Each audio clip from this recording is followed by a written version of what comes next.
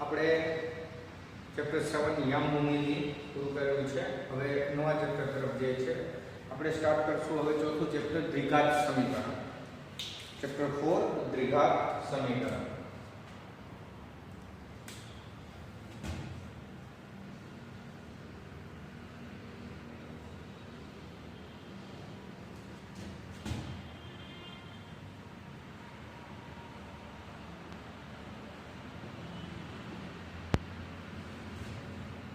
દ્વિઘાત સમીકરણ ચેપ્ટર 2 માં આપણે દ્વિઘાત બહુપદી, સુરેખ બહુપદી, દ્વિઘાત બહુપદી અને ત્રિઘાત બહુપદી વિશે માહિતી મેળવી. અહીં આપણે દ્વિઘાત સમીકરણ એટલે કે દ્વિઘાત બહુપદી સાથે કનેક્શન છે. દ્વિઘાત બહુપદી આપણને ખ્યાલ છે કે x² + bx + c ≠ 0 ને ચલ x માં દ્વિઘાત બહુપદી કહેવાય. x² + bx + c ≠ 0 ને ચલ x માં દ્વિઘાત બહુપદી કહે છે. દ્વિઘાત બહુપદી માટે ચલની ઘાત, અંદરૂણ પૂર્ણાંક અને મોટા મોટી ઘાત 2 હોવી જોઈએ તે આપણે જોયું. એ જ વસ્તુનો અહીં ઉલ્લેખ છે. દ્વિઘાત સમીકરણ. દ્વિઘાત સમીકરણ કોને કહેશું? તો કે દ્વિઘાત સમીકરણ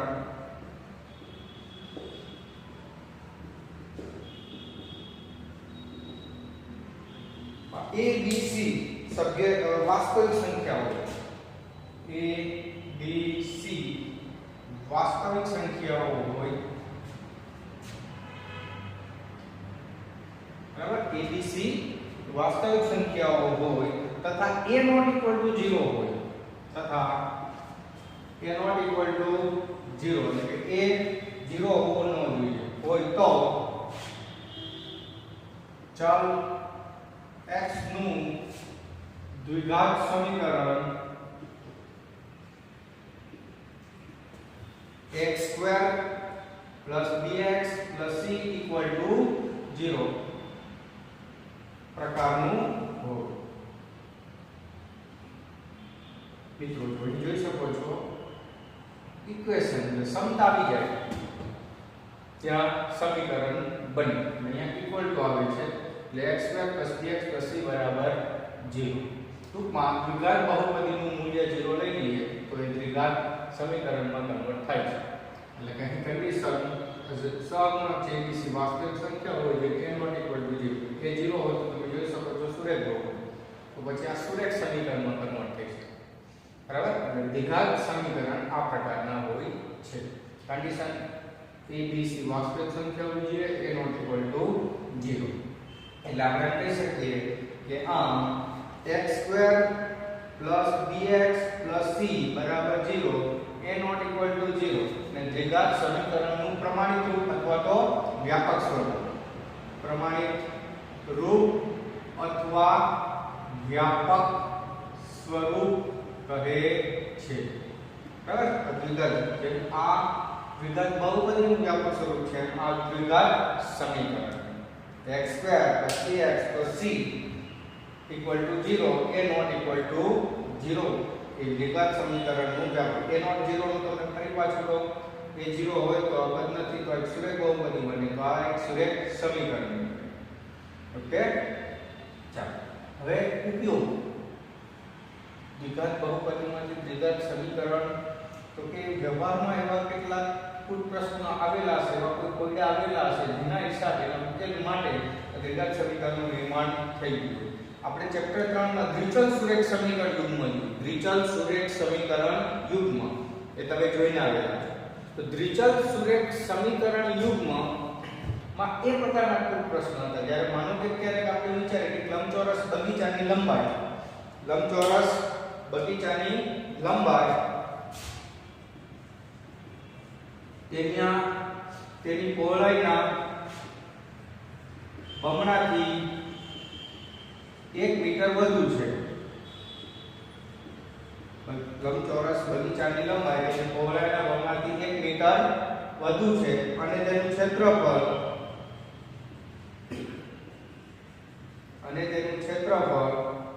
300 ચોરસ મીટર અથવા મીટર સ્ક્વેર છે તો બગીચાની લંબાઈ અને પહોળાઈ શોધવાની છે.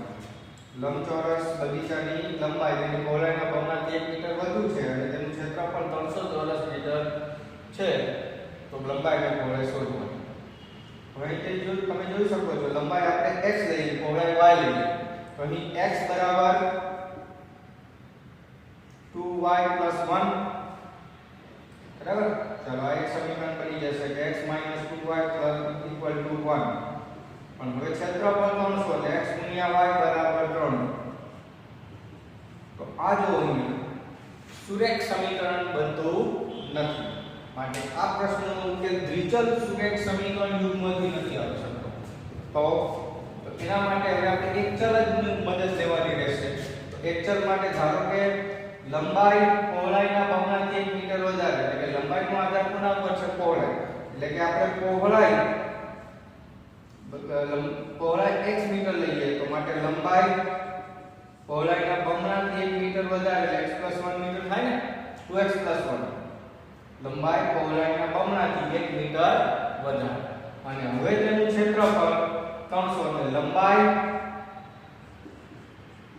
ગુણ્યા પહોળાઈ બરાબર ક્ષેત્રફળ એટલે કે 2x² + x = 300 એટલે કે 2x² + x - 300 બરાબર 0. જો આવી ગયું આ શેનું નિર્માણ થઈ ગયું અહીંયા? દ્વિઘાત સમીકરણ.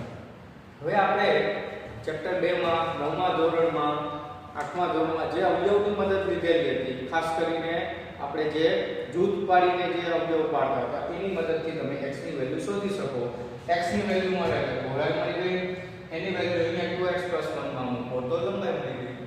એટલે કે વ્યવહારમાં આવા પ્રકારના પ્રશ્નો ઉદ્ભવેલા હશે એના ઉકેલ માટે પછી દ્વિઘાત સમીકરણનું નિર્માણ થઈ ગયું છે. અહીં થોડો ઇતિહાસ આપણે ટેક્સ્ટ બુકમાં તમને આપેલો છે. ટેક્સ્ટ બુકમાં પેજ નંબર 59 પર જ્યાં ચેપ્ટર શરૂઆત થાય છે ત્યાં લખેલું છે થોડું કે ઘણા લોકો માને છે કે સૌપ્રથમ બેબીલોન વાસીઓએ દ્વિઘાત સમીકરણનો ઉકેલ મેળવ્યો. બેબીલોન વાસીઓ.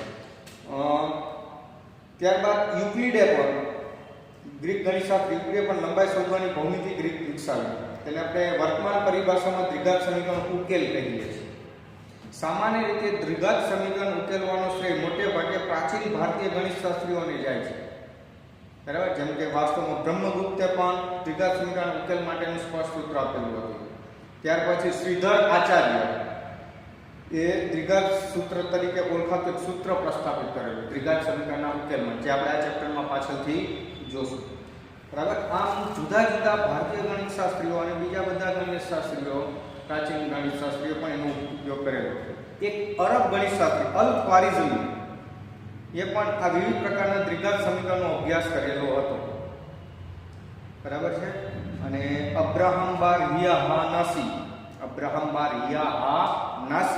એ યુરોપમાં 1145 માં પણ તેણે લખેલ પુસ્તકમાં પણ ભિન્ન ભિન્ન દ્વિઘાત સમીકરણના પૂર્ણ ઉકેલો આપ્યા. આમ દ્વિઘાત સમીકરણ અને તેના ઉકેલ મેળવવાની જુદી જુદી રીતો ઘણી બધી પ્રાચીન સમયમાં આવી ગઈ હતી અને એનો રોજિંદો ઉપયોગ પણ થતો હતો. એટલા માટે જ આ દ્વિઘાત સમીકરણના ઉકેલ માટેની ચર્ચા થયેલી છે. ટૂંકમાં આ બધા જે ગણિત કોણે પ્રયત્ન કરેલા હતા ને ત્યારે અમને એક માપમાં કામ લાગે. માં ખાસ કરીને આપણે આ જે ચેપ્ટરમાં ઉકેલ માટેનું સૂત્ર જોવાના છે તે શ્રીધર આચાર્ય આપેલું સૂત્ર. એ ચેપ્ટર ચાલશે એટલે તમે જોશું. એટલે તમારે આ પેરેગ્રાફ જરાક વાંચતો રહેવો પડશે, કેમ કે એમાંથી એક માર્કના પ્રશ્ન ક્યારેક આવી શકે. બરાબર છે મિત્રો. એટલે ખાસ અહીં એ તમને જણાવું, આપણે આ ચેપ્ટરની અંદર દ્વિઘાત સમીકરણના ઉકેલ મેળવવાની 3 રીતો જોવાનું. એક અવયવની રીતે ઉકેલ મેળવવાનો છે, એક સૂત્રની રીતે અને એક પૂર્ણ. અને ત્યારબાદ કેટલાક આપણે ચેપ્ટર 3 માં જે વ્યવહારિક પ્રશ્નો હતા એ અહીંયા પણ વ્યવહારિક પ્રશ્ન છે એનો ઉકેલ મેળવવાના છે. જો દ્વિઘાત બહુપદી વિશેનું નોલેજ સંપૂર્ણ હશે, જો આપણે જૂથની રીતે અવયવ પાડતા આવડતા હશે, જો આપણે પૂર્ણવર્ગની રીતે અવયવ પાડતા આવડતા હોય તો આ ચેપ્ટર આપણા માટે એકદમ સરળ છે. બરાબર. પણ થોડી પ્રેક્ટિસ, થોડું એફર્ટ લાગશે એટલે સંપૂર્ણ રીતે આ ચેપ્ટર તમને પરફેક્ટ આવડી જશે. ચાલો, તો આ પ્રાથમિક માહિતી હતી કે દ્વિઘાત બહુપદીને આપણે યાદ કરી, એના પરથી જે દ્વિઘાત સમીકરણ બનેલું છે કે બીસી વાસ્તવિક સંખ્યા હોય a નોટ ઇક્વલ ટુ 0 તો ચલ x નું દ્વિઘાત સમીકરણ x² + bx + c બરાબર 0 પ્રકારના હોય. બરાબર. આનું પ્રમાણિત રૂપ દ્વિઘાત સમીકરણ તો કે x² + bx + c = 0. પ્રમાણિત રૂપ અથવા વ્યાપક રૂપ તરીકે પણ ઓળખાય છે. આનો ઉપયોગ તો કે વ્યવહારિક આવા કોઈ પ્રશ્ન આવે તો એના ઉકેલ માટે જ્યાં દ્વિચલ સુરેખ સમીકરણની યુગ્મ દ્વિચલથી મદદની ઉકેલ ન મળવામાં મુશ્કેલ થતી હોય ત્યારે આપણે એકચલની મદદથી લખશું તો લગભગ દ્વિઘાત સમીકરણનું નિર્માણ થઈ જતું. દ્વિઘાત બહુપદીને આપણે જોયું તો શૂન્ય કેટલા તો કે વધુમાં વધુ 2 શૂન્ય, એક પણ હોય ન પણ. સેમ વસ્તુ દ્વિઘાત સમીકરણને પેલા કે એને કેટલા ઉકેલ બીજ, બરાબર, એ સેમ એને પણ લાગુ પડશે. બરાબર. હવે અહીં થાય ત્યાં શૂન્ય, અહીં ઉકેલ અથવા બીજ શબ્દ આવશે. બરાબર. શૂન્યને આપણે ઘણી વખત બીજ તરીકે જે દ્વિઘાત બહુપદીના જે શૂન્ય હોય તે દ્વિઘાત સમીકરણના ઉકેલ બને. બરાબર. ઉકેલ માટેની ચર્ચા આપણે પછી કરીશું. અત્યારે આપણે અહીં દ્વિઘાત સમીકરણ કોને કહેવાય તેની થોડી ચર્ચા કરીએ. તો દ્વિઘાત સમીકરણ બનવા માટે બે કન્ડિશન જોશે. એક માર્કનો પ્રશ્ન આવે તો એક સમીકરણ આપેલું હોય એમ કહેવામાં આવે દ્વિઘાત સમીકરણ છે કે નહીં ચેક કરો. તો પહેલું બહુપદીની ઘાત અનુરૂપ પૂર્ણાંક એટલે દ્વિઘાત બહુપદી હોય તો દ્વિઘાત સમીકરણ બનશે. બીજું મોટામાં મોટી ઘાત કેટલી હોવી જોઈએ? 2. આ બે કન્ડિશનનું પાલન થાય તો દ્વિઘાત સમીકરણ છે, નહીંતર દ્વિઘાત સમીકરણ ન કહેવાય. આપણે એક પ્રશ્ન કરીએ એક માર્કનો એના માટે કે ખાસ બે શરત યાદ રાખવી પડે.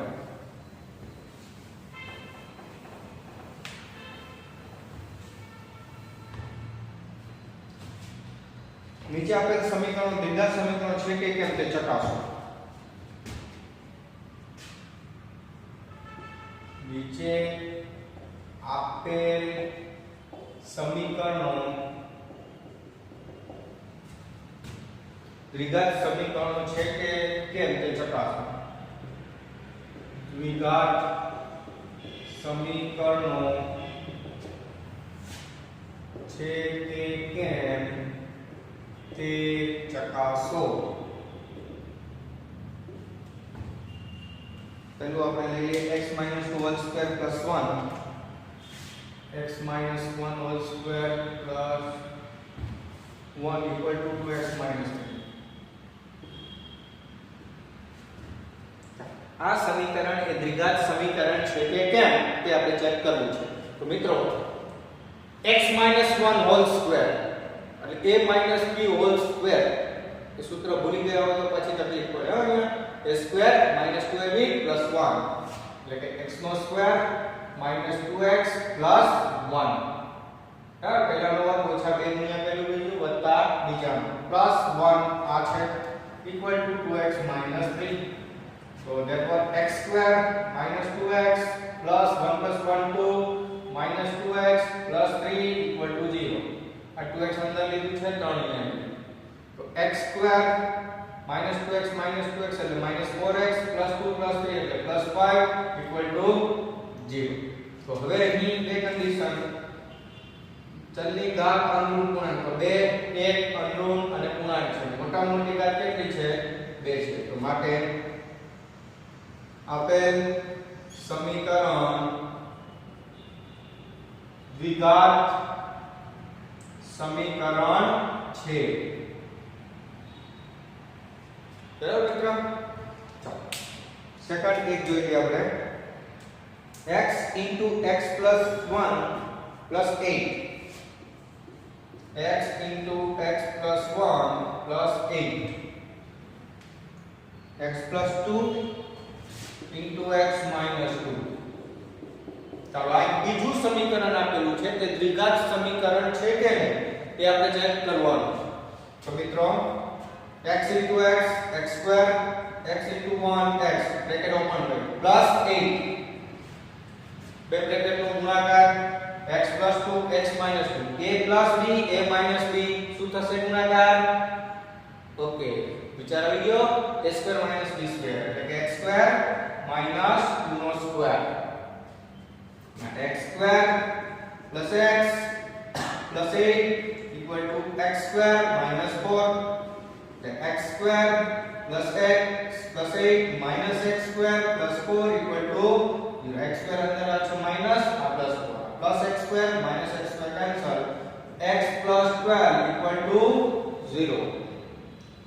x plus 12 ચલની ઘાત અનુરૂપ ગુણાંક એટલે બહુપદી છે પણ મોટા મોટી ઘાત 1 છે તો કઈ બહુપદી બની ગઈ આ સુરેખ બહુપદી. તો શું એને આપણે દ્વિઘાત સમીકરણ કહી શકશો?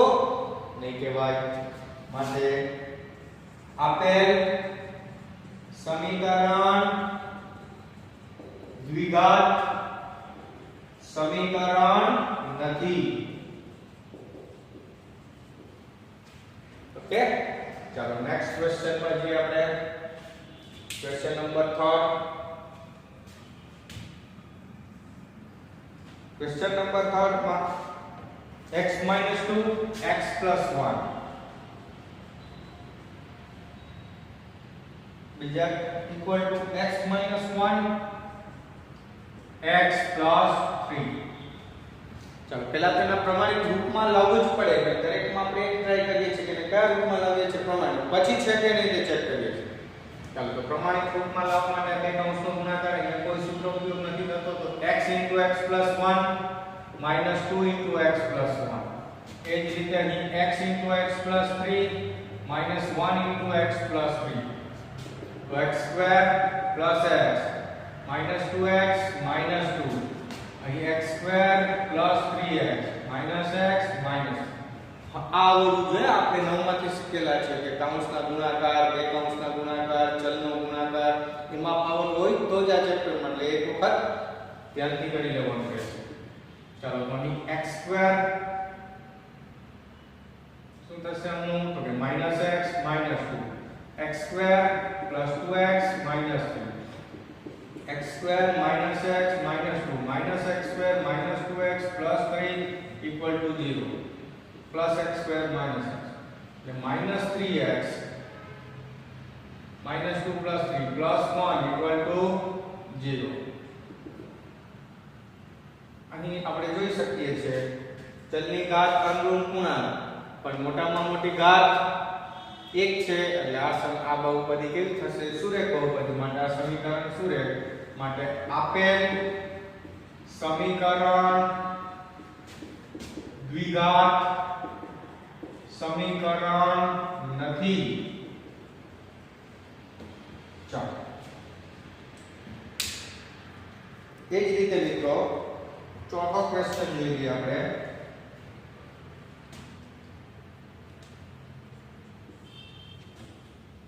x³ minus 4x² minus x plus 1 અને x minus 2 whole cube. Cube આવી જાય એટલે આપણે એમ દેખાય કે મોટા મોટી ઘાત 3 છે માટે દ્વિઘાત સમીકરણ નથી. પણ ખરેખર એવું હોતું નથી. પહેલું કામ શું કરવું પડશે? તો કે એને પ્રમાણિત સ્વરૂપમાં લાવવું પડે.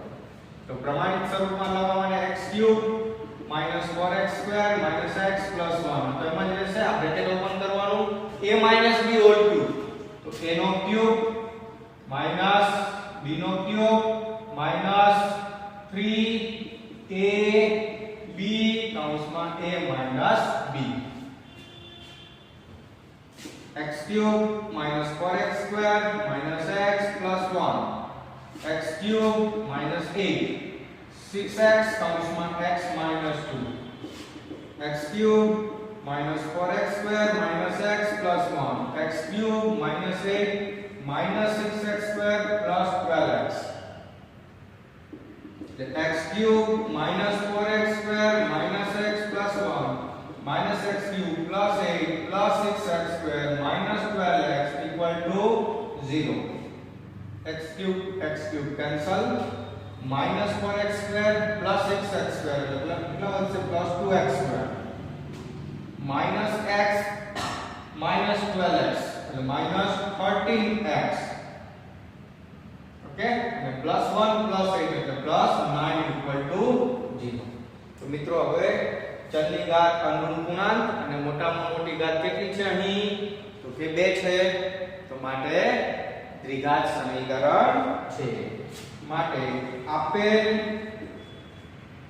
સમીકરણ દ્વિઘાત સમીકરણ છે।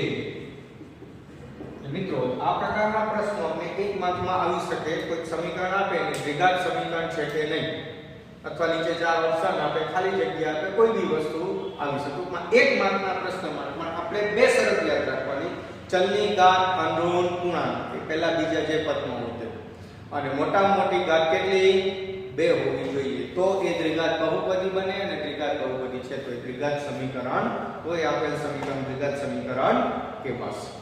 એક વખત ધ્યાનથી જોઈ લેશો।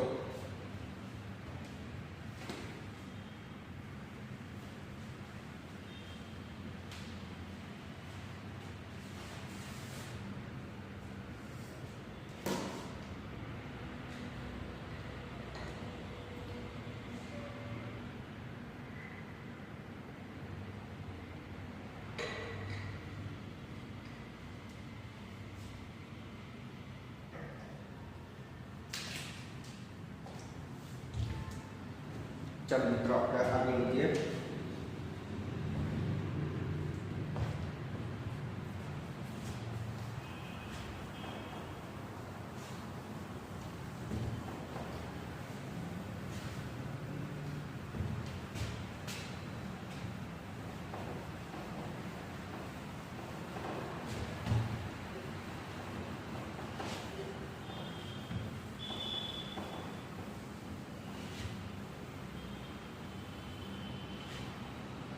हमारा थोड़ा प्रश्न તમને 100 પ્રયત્ન માટે આપી દઈએ। આપણે 4 કરેલા હતા। 5 નંબર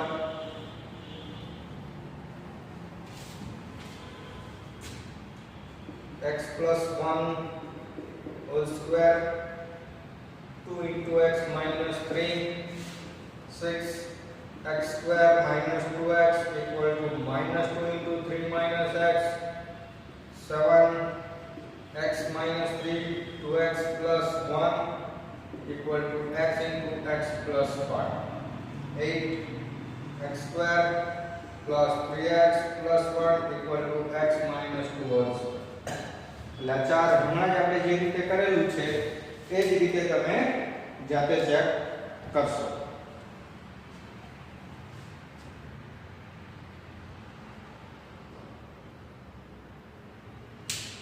नेक्स्ट આપણે આગળ વધીએ।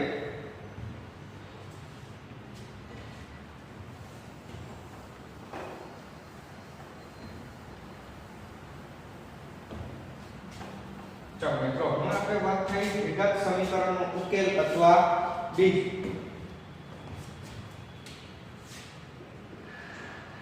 દ્વિઘાત સમીકરણનો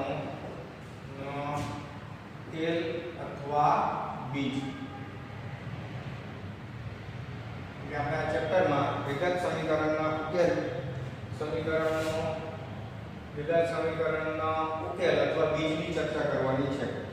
તો કે આપણે બહુપદીનું શૂન્ય કોને કીધું હતું? દ્વિઘાત બહુપદીનું। તો ચલ x ની એવી કિંમત જે આપેલ સમીકરણનું સમાધાન કરે તો તે ચલની કિંમતને હું શૂન્ય કીધું। એ જ રીતે અહીં ચલ x ની જે કિંમત અથવા ચલની જે કિંમત દ્વિઘાત સમીકરણનું સમાધાન કરે,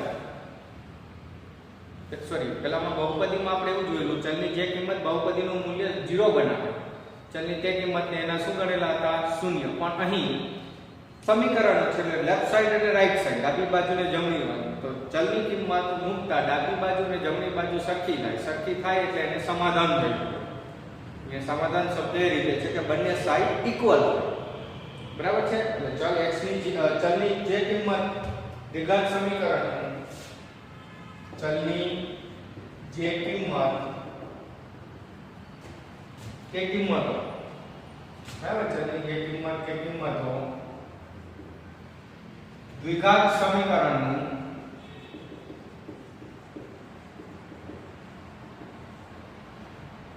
સમાધાન કરે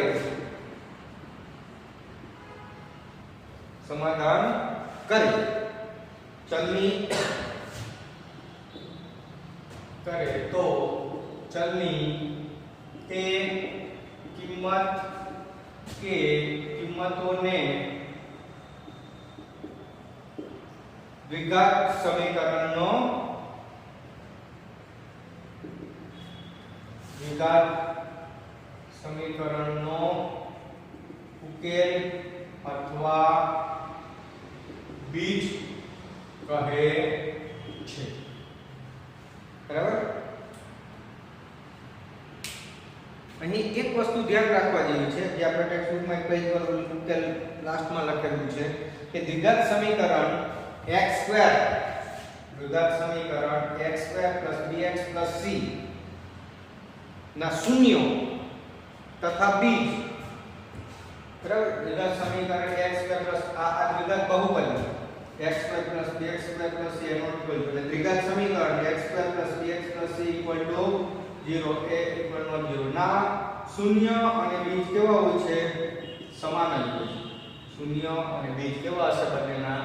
ટૂંકમાં જે દ્વિઘાત બહુપદી છે એ જ દ્વિઘાત સમીકરણમાં કન્વર્ટ થાય તો આના જે શૂન્ય હશે એ જ આના શું હશે? બીજ. આ ફક્ત આપણી જાણકારી.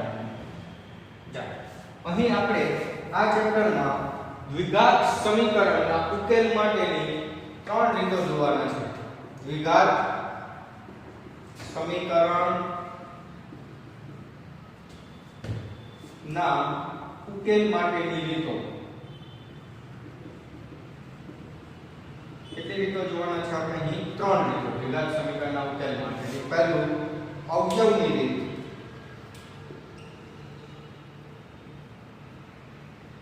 સેકન્ડ સૂત્રની રીત, પૂર્ણ વર્ગની રીત આપણે વિચાર કરીએ. અને થર્ડ સૂત્રની રીત. જે આપણે હમણાં ચર્ચા કરી શ્રીધર આચાર્ય આપેલું સૂત્ર એ હેલ્પ લઈને આપણે આ રીતે દ્વિઘાત સમીકરણના ઉકેલ શોધીશું. અવયવની રીત એટલે આપણે વાત કરી જૂથ, ત્રીજા પદના મધ્યમ પદ આવે જૂથ. 90% એક્ઝામ્પલ એનાથી હશે. પછી પૂર્ણ વર્ગની રીત નો ક્યાં ઉપયોગ થઈ શકે? પૂર્ણ વર્ગ તફાવતનો. પૂર્ણ વર્ગની રીત એટલે અંતિમ પદ કે મધ્યમ પદ શોધીને સમીકરણને બહુપદીને પૂર્ણ વર્ગ બનાવી અને ઉકેલ શોધવાની રીત પૂર્ણ વર્ગ. અને આ પૂર્ણ વર્ગ પરથી આવેલી રીત તે સૂત્રની રીત છે. એટલે આપણે આ ચેપ્ટરમાં દ્વિઘાત સમીકરણ ઉકેલવાના છે. એમાં 3 રીતની કોઈ જરૂર. પછી વ્યવહારિક પ્રશ્નો મોટે ભાગે અવયવની રીતથી ઉકેલાય. એટલે અવયવ આવડવા એ આપણી પ્રાથમિક જરૂરિયાત બને તો જ આ ચેપ્ટર આપણને સહેલું લાગે. બે કાઉન્સના ગુણાકાર, બહુપદીના બે કાઉન્સના ગુણાકાર, બહુપદીના આ જે બેઝિક સરવાળા બાદબાકી છે, બહુપદી સંબંધી એ જો આવડતું હોય તો આ ચેપ્ટર સરળ લાગશે. એટલે દ્વિઘાત સમીકરણ ઉકેલ કોને કહેશું? ચલની જે કિંમતો આપેલ દ્વિઘાત સમીકરણનું સમાધાન કરે. સમાધાન એટલે ડાબી બાજુ અને જમણી બાજુ સરખી થતી હોય તો ચલની તે કિંમત કે કિંમતોને દ્વિઘાત સમીકરણનો ઉકેલ. કેટલા ઉકેલ હોઈ શકે દ્વિઘાત સમીકરણને? તો કે વધુમાં વધુ 2. 2 પણ હોય, 1 પણ હોય, ન પણ હોય. બરાબર. એ આપણે અહીં જોઈશું. હવે આજનો આપણો લેક્ચર અહીં પૂરો કરીએ છીએ. નેક્સ્ટ લેક્ચરમાં આપણે અવયવની રીતથી આપણે સ્ટાર્ટ કરીશું. જય હિન્દ વિદ્યાર્થીઓ.